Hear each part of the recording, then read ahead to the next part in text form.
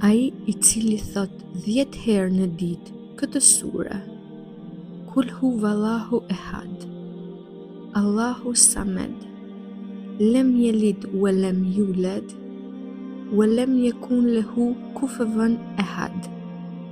Thot Muhamedi a.s. Allahu ka për t'ja përgatitur një shtëpi në xhenet. Thuaje këtë sure kudo që të jesh, në punë, në shtëpi, në shkollë, me ose pa abdes.